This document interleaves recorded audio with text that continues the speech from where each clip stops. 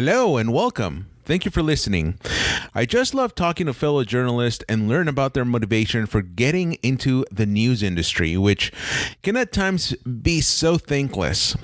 My guest today is a reporter and news anchor for WVEC 13 News Now in Virginia.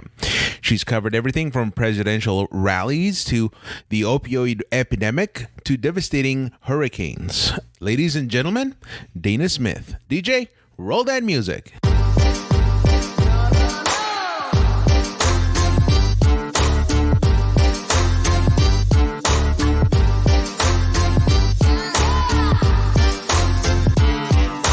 So Dana, thanks for just taking some time here.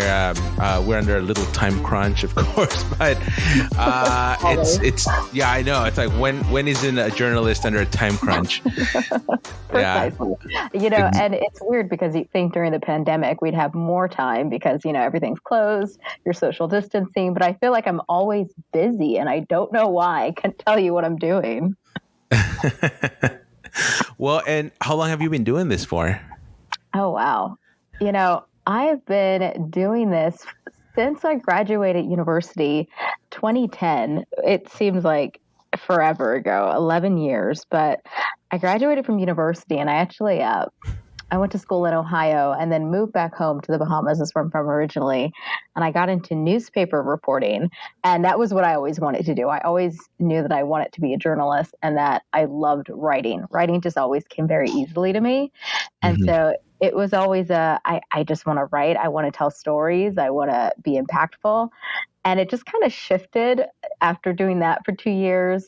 I switched over to radio and TV and just loved it. It's a different type of storytelling. I still get to write, but now it's like you have that visual component that really, I think, tells stories a little bit better. You just need to see something in addition to hearing it and reading it to really give you that whole package. Exactly. And in the print media,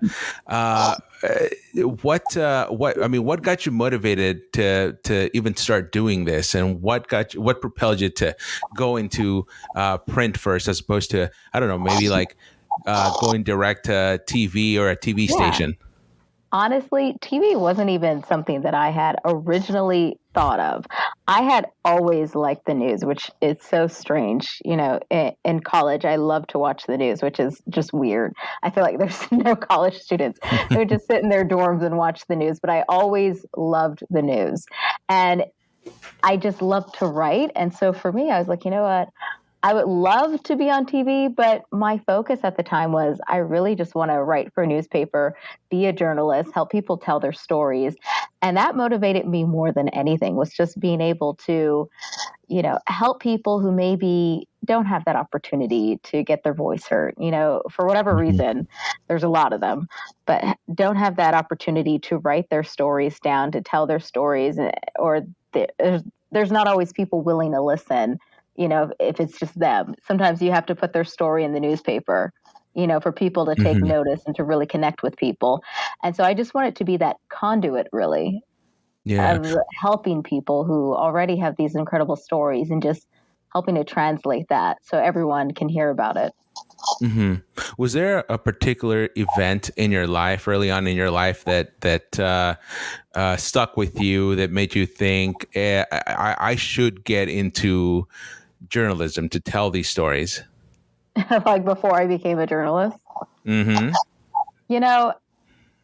I always thought about election time a lot. Every election, even the small ones, it depends on where you live. You can have elections every 2 years. But I always just loved it. And I know that's strange, but I always just wanted to be in politics.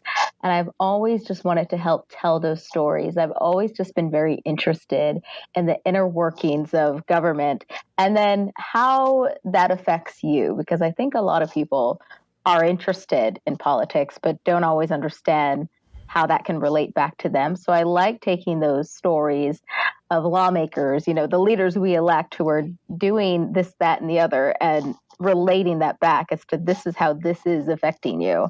And really, every election, I'd always want to say, man, I want to do that. I want to stand there and, with a microphone and tell everyone what's going on at this election polling station or whatever the case may be.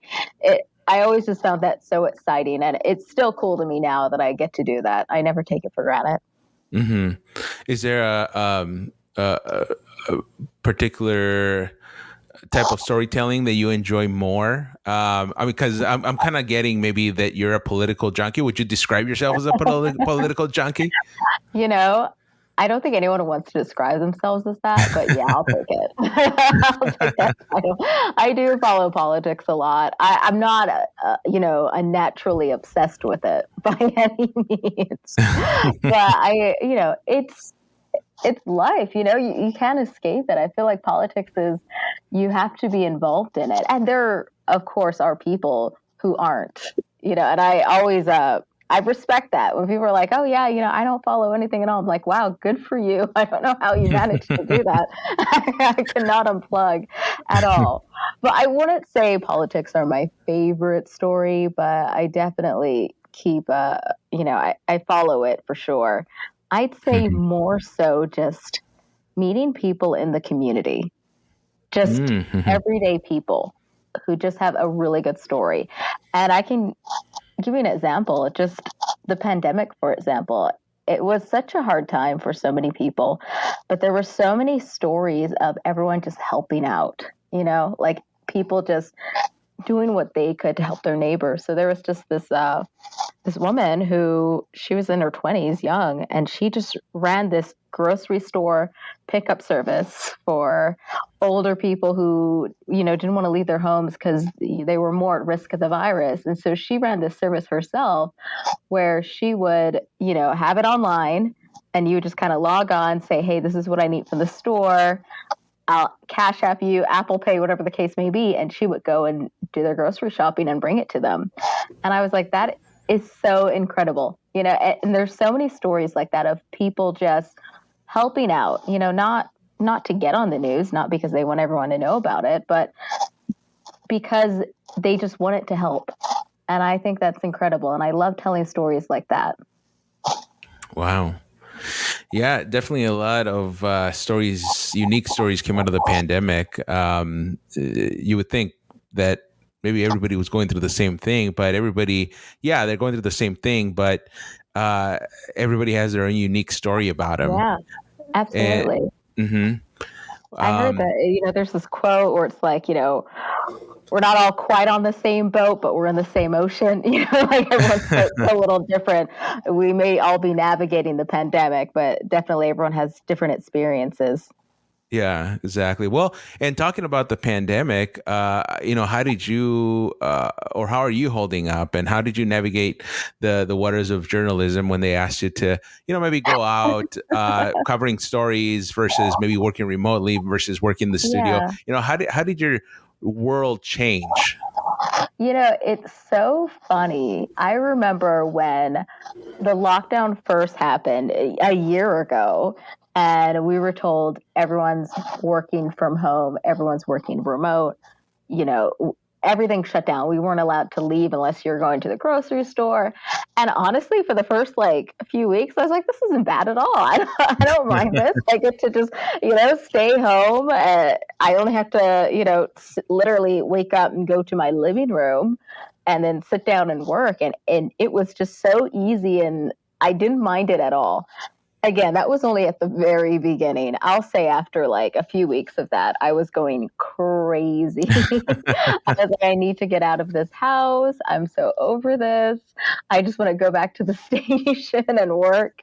And I think that sums up a lot of people, not just our industry. There's so many people who were forced to work from home, and it was great at first, and then you're just kind of over it. But then again, there's definitely those people who love the remote work. It was a balance. It took some getting used to, and it's got pros and cons. We'll put it that way. Mm-hmm. Oh yeah. I'm still working remotely. I have not been. I haven't been inside a newsroom since March of last year. Wow. And in between all that time, I've also changed jobs or stations. Right, yeah. So it's been a crazy time, that's for sure. something that I've never gone through and hope to really never go through again. But I know there's a couple people, and this was part of what some of the stories that formed the storytelling during the pandemic was. But there's actually some people out there that lived through two pandemics, the 1918 one and this one. That's crazy to even think about that, because we're looking at this now like, oh, this is a once in a lifetime thing. You never thought it was going to happen, or talking to medical experts who are like, it happens, but only, like once a century or something. And so it's wild, absolutely wild to think that there's people who've been alive for both. I mean, good for them for living through it. That can't be easy. I can't even imagine. I can't imagine doing this again when I'm like 80. Yeah. I'll be like, why? How did we get here? Fingers crossed. Don't jinx it. Don't jinx it. Kind of just shifting gears a little bit back to journalism. I'm glad you actually mentioned earlier how long you have been doing journalism for, because in just 10 years, everything changed. I remember when I started, and I started back in 2007, but I started working at the ABC affiliate station in 2008, and they were still doing tape to tape, shooting on beta camera and on beta tape, which, if a lot of people don't know what a beta tape is, it's kind of like an oversized VHS. And if you don't know what a VHS tape is, you just got to Google it. Trust me. Wow. Yeah, but not only technologically has the world of news changed, but also fundamentally in the way we cover things, especially the last 4 years under an administration that was regularly attacking journalists. So, in your experience, in all the time that you've been doing news, how has the industry changed? Let's talk about the tapes first of all. Yes. Wow. My very first station in the Bahamas, we shot everything on tape. We really did. And it's crazy that you brought that up, because I feel like that was just like this distant bad memory, like I kind of pushed it out of my head, and then you brought it up and it's like, wow, we did shoot everything on tape. And it's crazy because, if something happened, anything could go wrong with tape. Like, and it usually weird. did. Right. And it's hard to explain to somebody who's never shot on tape before, but it's like sometimes it just malfunctions in this weird way, something about the film. You know what I mean, right? Oh, yeah.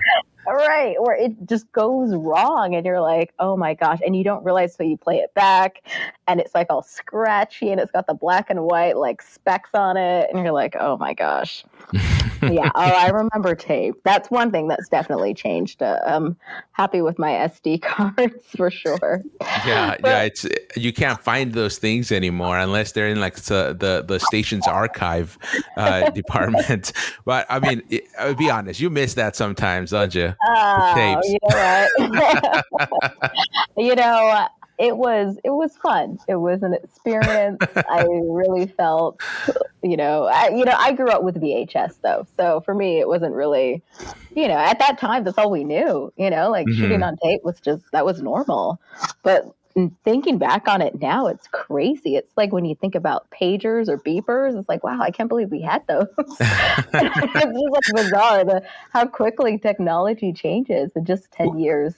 Yeah. Wow. Now, did you own a pager? You know what? I wanted one so badly. When they first came out, that's all I wanted was a pager. I never got one, man. But all I wanted, and there was a girl at my high school who had one, and it was so cool. Like she wore it on like her little belt, you know what I mean? You would see it in the hallways, and everyone would be like, "That's so cool!" Wow, we're really aging ourselves here. We should stop. Yeah, exactly.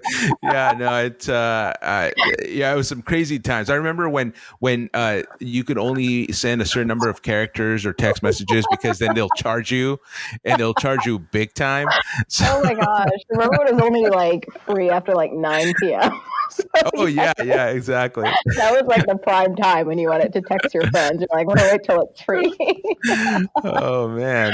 That's Uh, hysterical. Yeah, yeah, a lot crazy has times. changed. A lot has changed in technology and journalism. You mentioned just kind of the attitude around journalism. For Hmm. sure, it's a huge difference. I'd say that people have always been welcoming to journalism because they understand the important role that the fourth estate plays. Absolutely. And there's those attitudes still persist. People are very grateful for the media and what the media does. And, of course, that's a very broad term. When you say the media, what do you really mean, right? Are we talking social media? Are we talking Hmm. about the news? It's a very broad term, but I feel like generally, the news at least, people have always been sort of very welcoming and warm and appreciative of the good work that journalists do every day. And there's so many, especially, in this era of MMJing. That was not a thing when I first started out. I was a reporter. And, especially in this era where it's kind of like you're a one-man band, a one-woman band, people are still appreciative.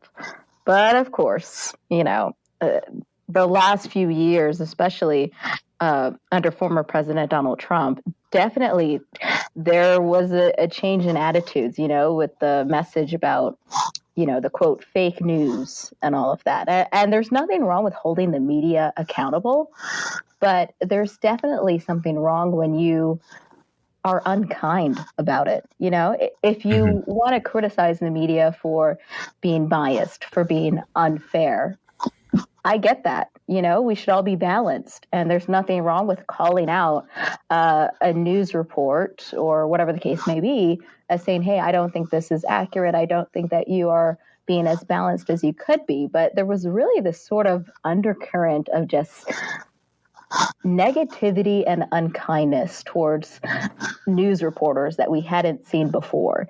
And that definitely bothered me. I remember my friend was in a marked vehicle, the station vehicle with the logo on it. And Hmm. somebody threw a can of soda at his car, and it's just so silly. Like, why would you do that? He was Wow. sitting in it, just working, and someone driving by just leaned out the window, threw it at his car, and said fake news. And what's the point of that? Hmm. If you have a problem with a specific story or you don't like how something was presented, we're accessible. You can send an email, we can be reached very easily. Your local media can be reached. You can just contact us. And so I'd say that for sure, just that sort of attitude wasn't around when I first started out. And that's Hmm. been a change that's just kind of been hard to get used to it, especially when it comes to safety. You just Yeah. have to think about things in a different way than maybe you did before so that you're not in a hostile environment. Yeah, exactly. Well, in bigger markets like Los Angeles, for example, they have security guards at the Yeah. ready Hmm. for crews that go out, especially in areas where it can get really hostile. Yeah. I remember one night I had to. One of our MMJs was out doing a live shot, and it was. I mean, this was in the Santa Barbara Goleta area, which is it's not like LA at all. I mean, it's pretty Hmm. calm waters for the most part. But there had been a recent uptick in some incidents in that little area. But she was doing a live shot, and it started getting dark, and then of course the fog starts coming in, and it just really didn't look safe. But being in a small station, you don't have the resources to send out a Right. security Yeah. guard or anything.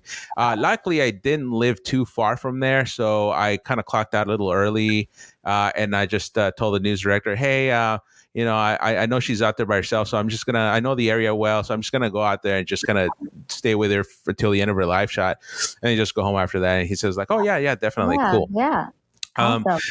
but yeah, there's definitely a sense that maybe you're lacking protection when you go and cover certain stories, especially with the climate that you just described. You Yeah. just get a little bit more amped I'd up. say that, political rallies, the Hmm. protests and the demonstrations we've seen with the Black Lives Matter movement, Stop Asian Hate, rightfully, rightful anger, of course, but things we've seen this where things can get violent, or things can get a little out of control. And when you're there as a journalist covering these events, you have to take your safety into consideration. You want to get the story and you want to tell their story. You want to present what's happening and, what's going on. But then you also want to kind of take into account, okay, I need to watch out for myself. Do I have a security guard? Is my station sending somebody with me?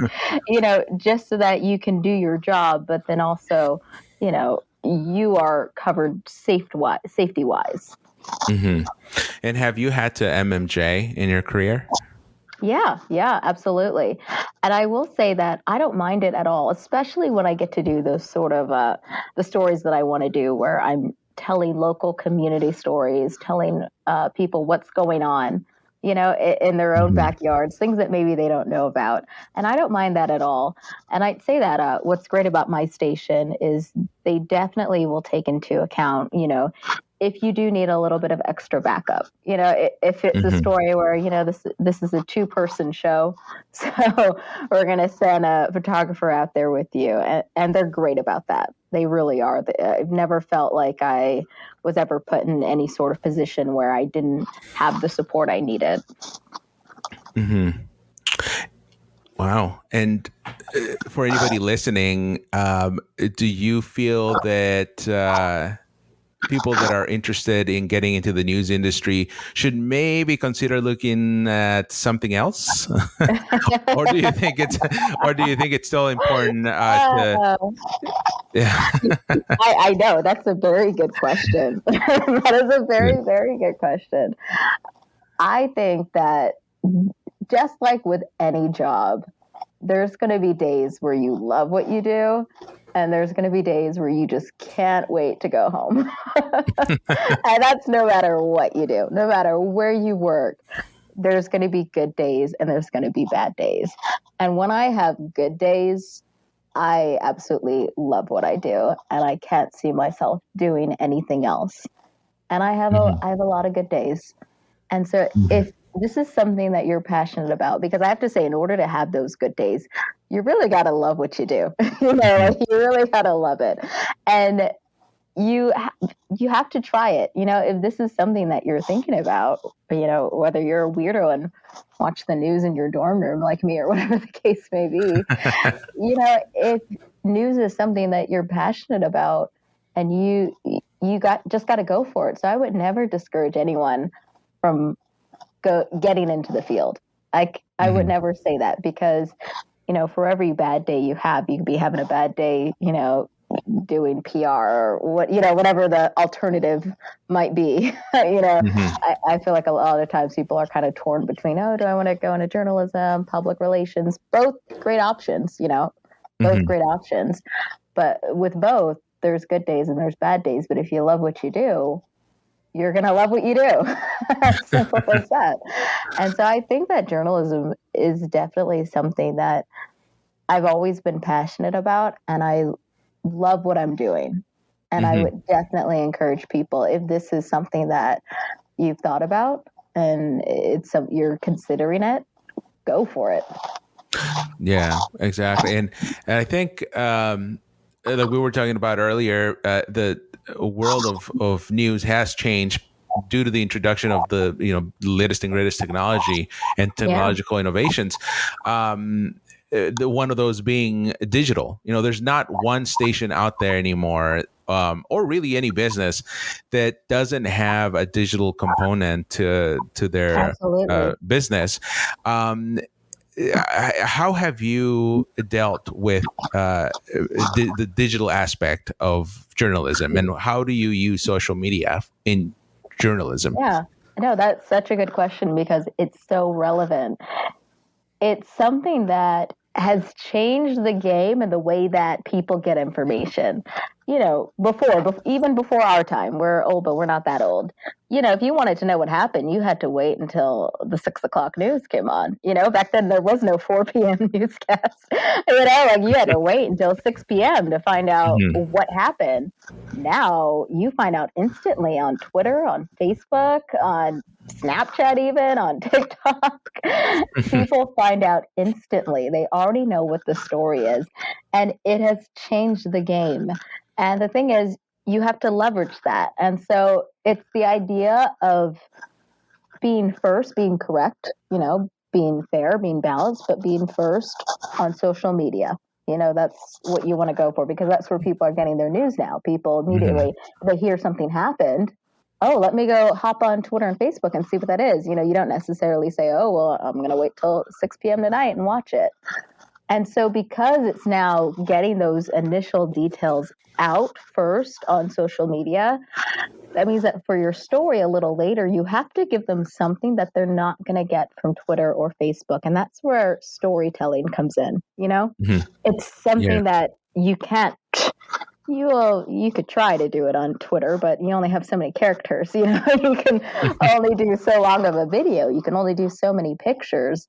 And so it's really where your creativity and your storytelling comes into plays at that 6 o'clock hour. That's where you can tell a story, keeping in mind that what you're presenting is something that viewers already know by now. They've already known about it. They've already been following it. And so you leverage that on Twitter by saying, hey, I'm going to have more details about this at 6, or, I interviewed this person on this breaking news. The breaking news could be, I don't know, a cat in the tree. You put that out first on Twitter, the cat's in the tree. I'll try to get them down. And coming up at 6 tonight, I'll show you how they got the cat out the tree.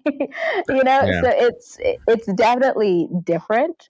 But it's something that it's changed the way things are done, but it's definitely something that can be helpful, that can help you drive coverage to the newscast if you are smart about it and you do it right. Exactly. And some of these platforms really have a plethora of features to use. And I know it can be overwhelming for some people that they see, oh, it has a live component now. Oh, now you can do just audio and la, la, la, la, la. Yeah. So how or what features are your favorite features to use, and features that you think are relevant to journalism on these social media platforms? How do you focus on some features and avoid others? What criteria do you use? I know, I get exactly what you're asking me. This is going to sound so hashtag basic, but hashtags, literally, they make a difference. It's crazy to think so, but the reason people use them so often is because they do make a difference. Especially if there's a topic that people are following. It could be something as simple as, hashtag election 2020, that's the story they're following, or whatever the case may be, hashtag the cat in Virginia in the tree, whatever the big story is. People are following that, and people are going to search for that. And so by having those keywords, even if you don't use a hashtag, but by having those keywords in your tweets and your Facebook posts, definitely makes a big difference. And you mentioned, being able to go live.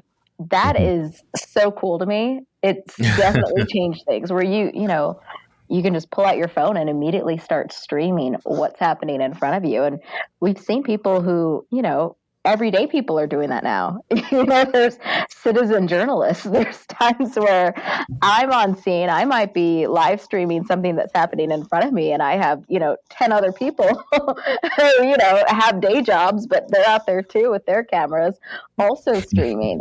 So it's so unique how it's allowed people to sort of document themselves, what's going on, and then also contribute, because it's nice that people, since everyone has a camera, everyone can film things and everyone can send it in to their local newscast. Before we might not have known what was going on because not everybody was walking around with the camera, Exactly. But we all have a camera in our pockets. We all have internet access all the time now, thanks to our smartphones.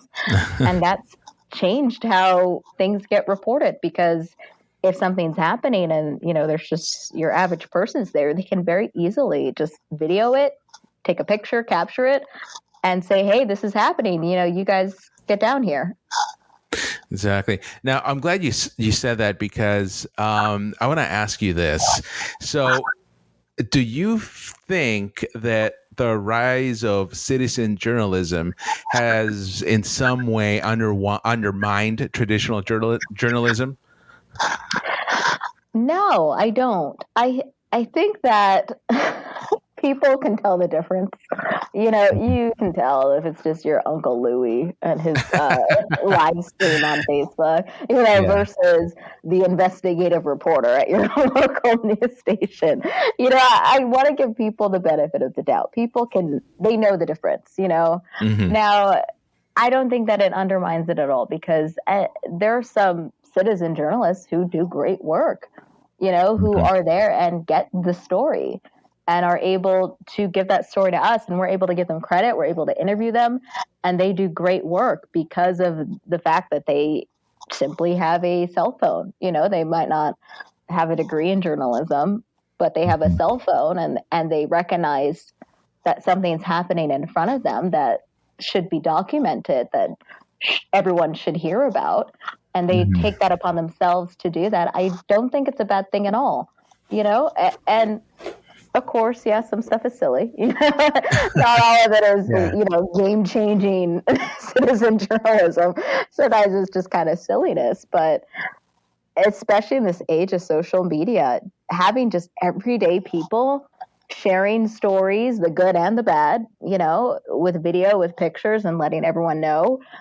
People love to see that, and I think we need that, and it's connected us in a different way where, I don't think it's right that you should just have one source of information. You don't have to just watch this one channel. You don't have to just get it from this news station. Diversify. Sometimes Uncle Louie on Facebook might have the big story. He might have got something. Exactly. So let's go back a little bit about the start of your journalism career. How did you make the jump from print to TV? It was simple. I was working at a newspaper, and I got a phone call from the local TV station, and and they had followed my work in the newspaper, and they had seen me before, and they were like, hey, have you ever thought about doing TV? And I was like, I have, but not seriously. I was like, I've thought about it, but I never really gave it too much serious consideration. They're like, well, hey, why don't you just try it? Come on in for an interview. And literally as simple as that, and I feel like that's a unique thing to happen. You don't just get phone calls as much these days. It seems like you have to chase down news directors instead of the other way around. But that's how it was then. And they called me in, and it went well, and I loved it. I really did. I did it, and I was like, this feels right. I think this is what I want to do. Yeah, exactly. Well, it was an easy transition. Because I still write everything I say. I write, so my newspaper background, I think, has kind of given me an edge in a way. Because I've just spent so long just focusing on the writing. It's made me a stronger writer, and in turn turned me into a better presenter on TV. Wow. That's such a unique story, I feel, because you're right. You just don't get people calling you, wanting you to work for them. But I think that's awesome. I mean, there's a ton of people out there that they want to be a journalist, but they don't know necessarily how to go about getting that first job. And so I know there's workshops out there. I myself have I've been helping aspiring journalists at news camp every year for several years now, since 2013. But that's amazing. Yeah, it's crazy that some people have, and I don't say good luck because, I You can mean, say what it's is good luck. luck really? Yeah. Because I mean, luck to me is just when preparation meets opportunity. Yeah. And I think that if you're doing a great job and like you said, you're passionate about it, then great things will come. I've known some folks that they're not so passionate, more like they like being on TV more, I would say, Yeah. than actually caring Reporting. about the story. Yeah. I Exactly, get exactly. They just Yeah. want to be famous because they see it on TV sometimes. And actually, this is I'm always curious, and this is why I always ask another fellow journalist this question. There's so many movies out there that showcase journalism. It's either a reporter or whatever, and there's actually a movie, and I forget the name of it, but there's a movie where a reporter plays the central character in the whole thing, but they never get it right. So how do you feel about those I types knew of you movies? were going with this. That's why I laughed. I've never seen a single show where they got it right. I've never seen anything where they've accurately portrayed what it's like to be an MMJ, a reporter. I feel like a lot, like you mentioned, a lot of people just have this idea, you're just gonna get on TV and say what they want you to say, and it's no, that's not how it works. I actually work for a living. Like I have to go out there. I gotta find a story. I have to research. I have to do interviews. I have to write. I have to edit. Like it's a lot of work, and I think that TV kind of portrays it, and they always make reporters so aggressive. Have you ever noticed that too? Yes. That the media Yes. in TV shows is always super aggressive, and it's like, believe it or not, we don't all just hang outside people's houses, like popping out from the bushes, like comment on this story. Yeah, the portrayal, I've yet to see one where I'm like, yeah, this is exactly what it's like. So I heard the things about the newsroom. That's an older show at least. On HBO. Yeah. I've never seen it, but I've heard that it's a little bit more realistic. So I don't know. Maybe I'll tune in. I would say it is a little bit more realistic, but there's still aspects of it like you just look at it as a journalist and you go like, wait a minute. like there was a scene I remember once where everybody was at each other's throat. Everybody was so upset at each other they wouldn't talk, and then all of a sudden this breaker happens and everybody just bands together like nothing happened, and everybody like goes to their stations and it's like all hands on deck. Everybody's like 100% perfect executing the newscast and everything. I was like, oh no, yeah. I mean, and certainly you try to do your best as a professional, but I mean, I don't think it's like that where you're inside a plane and you ask somebody, actually, I gotta get off the plane because I gotta go to the station and cover breaking news now. And then I remember seeing a movie in the Hallmark Channel, and I believe this was during Christmas. Oh wow! Yeah. I like the Hallmark Channel. It's got some good stuff. It's a good show. But there was one about this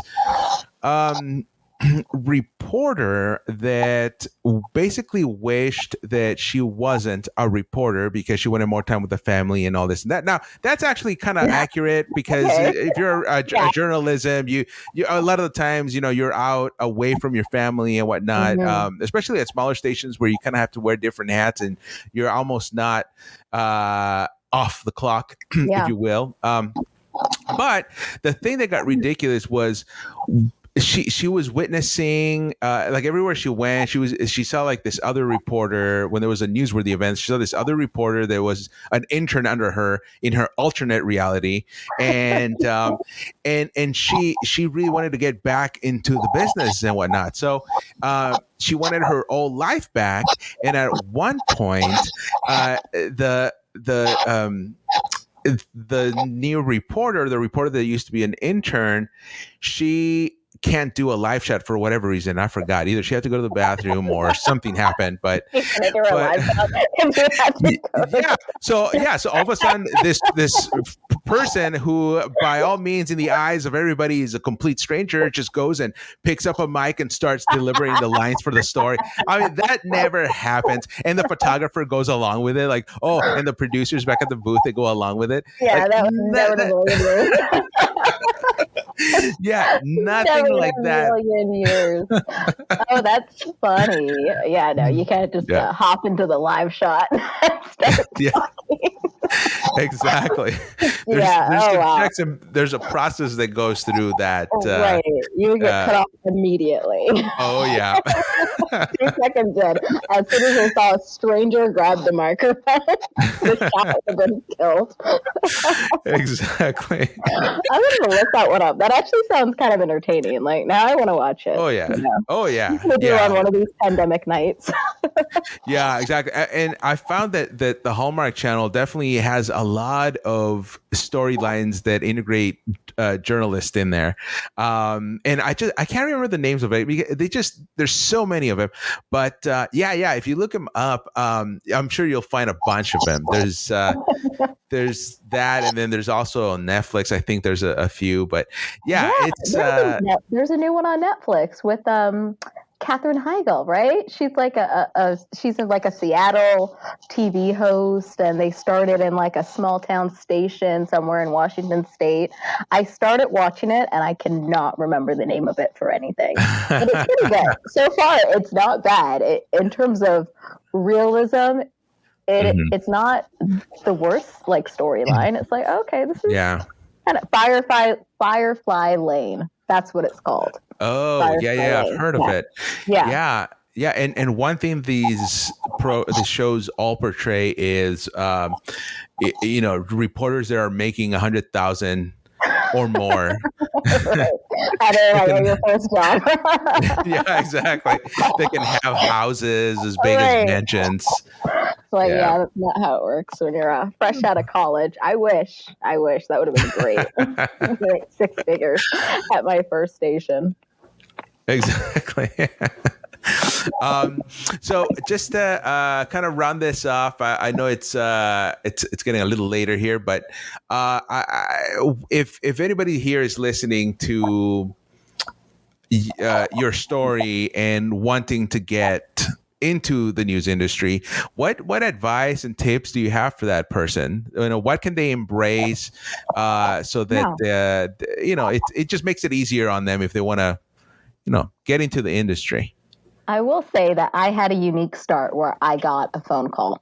That was the only time in my entire career where I had somebody come after me.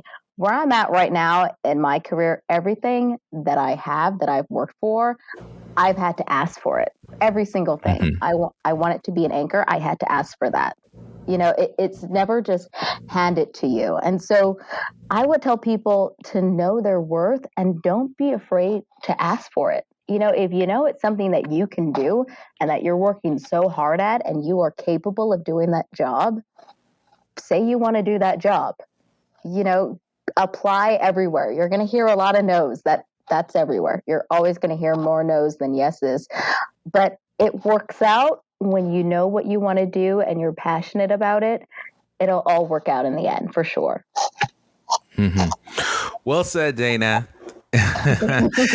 Do you have any other last words you'd like to say before we wrap this up? Anything I didn't ask you? Thank you so much for asking me to come on here and chat. It was so much fun. I appreciate it.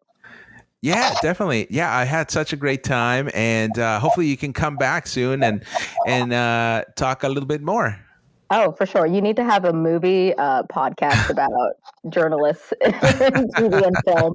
How do we feel about these portrayals? Yeah, exactly. A little 30-minute special or so. Yeah, there you go. I might just do that. I'm there. Let me know. Okay, sounds good. I want to thank Dana again for taking time out of her busy schedule to talk to me. Her background in newspaper reporting helped her grow her skills as a storyteller and writer, and she's certainly an inspiration.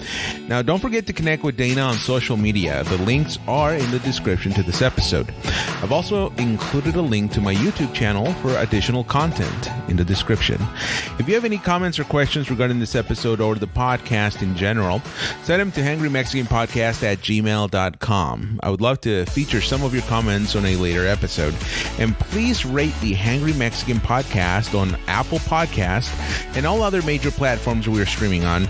The more you rate, the more ears this podcast will reach. I really do appreciate your support.